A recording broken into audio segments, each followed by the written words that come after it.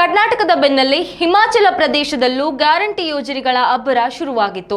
ಆದರೆ ಈಗ ಅಲ್ಲಿನ ಪರಿಸ್ಥಿತಿ ಕೈಮೀರಿ ಹೋಗಿದೆ. ಗ್ಯಾರಂಟಿ ಯೋಜನೆಗಳ ಹೊರೆ ಮತ್ತು ಆರ್ಥಿಕ ಸಂಕಷ್ಟದಿಂದಾಗಿ ಹಿಮಾಚಲ ಪ್ರದೇಶದ ಸರ್ಕಾರ ದಿವಾಳಿ ಅಂಚಿಗೆ ಬಂದು ನಿಂತಿದೆ. ರಾಜ್ಯದ ಆರ್ಥಿಕ ಪರಿಸ್ಥಿತಿ ಎಷ್ಟು ಹದಗೆಟ್ಟಿದೆ ಅಂದ್ರೆ ಸ್ವತಃ ಮುಖ್ಯಮಂತ್ರಿ ಸುಖಿಂದರ್ ಸಿಂಗ್ ಸುಕು ಅವರು ಕೂಡ ತಮ್ಮ ವೇತನವನ್ನ ಮುಂದೂಡುವ ಪರಿಸ್ಥಿತಿ ನಿರ್ಮಾಣವಾಗಿದೆ. ಹಿಮಾಚಲ ಪ್ರದೇಶದ ವಿಧಾನಸಭೆಯಲ್ಲಿ ಇತ್ತೀಚೆಗೆ ಮಂಡನೆಯಾದ ಮಾಹಿತಿ ಜನರನ್ನ ಬೆಚ್ಚಿ ಬೀಳಿಸಿದೆ. ಮುಖ್ಯಮಂತ್ರಿ ಸುಕು ಅವರು ತಮ್ಮ ಸಂಪುಟದ ಸಚಿವರು ಮತ್ತು ಶಾಸಕರು ಕನಿಷ್ಠ 2 ತಿಂಗಳ ಕಾಲ ವೇತನವನ್ನ ಮತ್ತು ಭತ್ಯವನ್ನ ಪಡೆಯುವುದಿಲ್ಲ ಎಂದು ಘೋಷಿಸಿದ್ದಾರೆ. ಇದು ಕೇವಲ ಆರಂಭವಷ್ಟೇ. ರಾಜ್ಯದ ಸರ್ಕಾರಿ ನೌಕರರಿಗೆ ಸಂಬಳ ನೀಡಲು ಮತ್ತು ನಿವೃತ್ತ ನೌಕರರಿಗೆ ಪೆನ್ಷನ್ ನೀಡಲು ಸರ್ಕಾರದ ಬಳಿ ಹಣವಿಲ್ಲದಂತಾಗಿದೆ.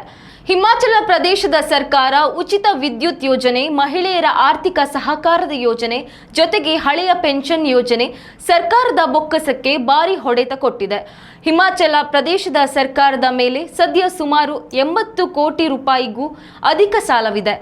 ಆದಾಯಕ್ಕಿಂತ ಖರ್ಚು 10 ಪಟ್ಟು ಹೆಚ್ಚಾಗಿದೆ. ರಾಜ್ಯದ ಆರ್ಥಿಕ ಪರಿಸ್ಥಿತಿ ಸದ್ಯ ಗಂಭೀರವಾಗಿದ್ದು, ಶಿಸ್ತು ಕಾಪಾಡಿಕೊಳ್ಳಲು ನಾವು ಕಠಿಣ ಕ್ರಮ ಕೈಗೊಳ್ಳಬೇಕಾಗಿದೆ.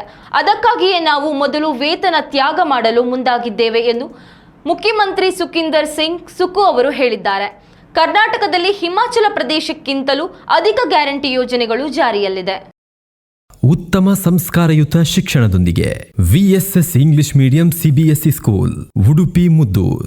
ನರ್ಸರಿಯಿಂದ 10ನೇ ತರಗತಿವರೆಗೆ ಶಿಕ್ಷಣದ ಜೊತೆಗೆ 5ರಿಂದ 10ನೇ ತರಗತಿವರೆಗಿನ ವಿದ್ಯಾರ್ಥಿನಿಯರಿಗೆ ಉತ್ತಮ ಹಾಸ್ಟೆಲ್ ಸೌಲಭ್ಯವೂ ಇದೆ. ನಿಮ್ಮ ಮಕ್ಕಳ ಪ್ರವೇಶಾತಿಗಾಗಿ ಈ ಸಂಖ್ಯೆಗೆ ಕರೆ ಮಾಡಿ.